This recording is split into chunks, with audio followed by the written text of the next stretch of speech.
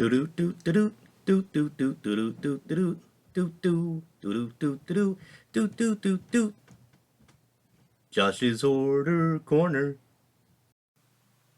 That's me.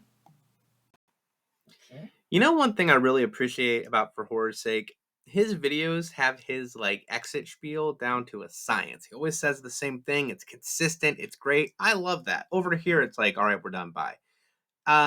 I'm gonna keep it that way. I'm gonna stay sloppy with it. But I just wanted to be said and known that I respect that over at For Horror's Sake. I got a box.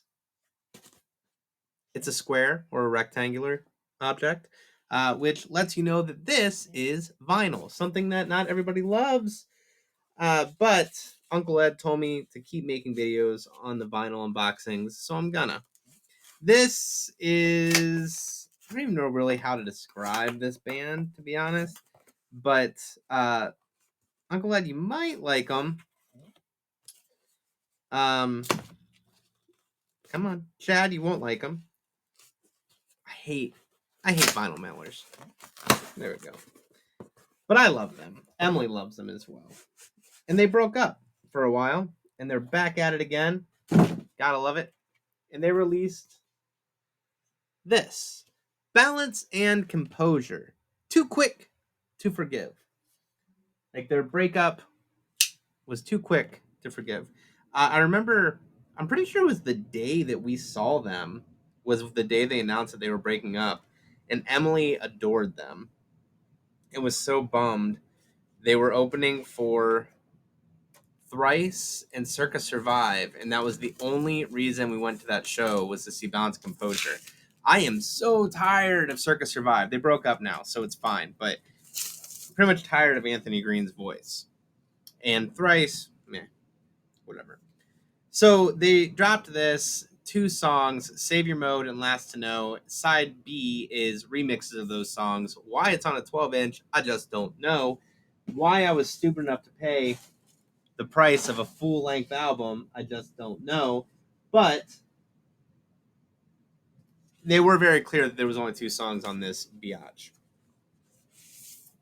I first saw them when my friend Tom was like, get in the car, we're going to Cincinnati to see Manchester Orchestra and Balance Composure. At the time, I did not like Manchester Orchestra at all. But when I saw them live, I was like, holy shit, this is one of the best bands of all time. Balance Composure, holy shit, this is one of the best bands of all time. Just the lyrics there. I ended up seeing Balance Composure a second time at the Grog Shop, and we were waiting to cross the street. I was waiting to cross the street, and the band was standing around me, and we were waiting for the light to turn so we could go. And I looked up at them, and I was like, oh, you guys here for the show? Because I'm hilarious, obviously. And they looked at me like I was an idiot and crossed the street without me. Here is what that looks like. It is clear with some red, some black splatter. I'm sure they gave it a really interesting name. Sunburst of Oblivion or something like that. Bone with black and red splatter. My bones are not clear. But what have you, or whatever. So there it is. It is a great two... Somehow I hit stop. It is a great two songs. I highly recommend checking them out. I highly recommend checking out their entire catalog. Like I said, this band is one of Emily's favorites. They became one of my favorites after I gave them a good chance.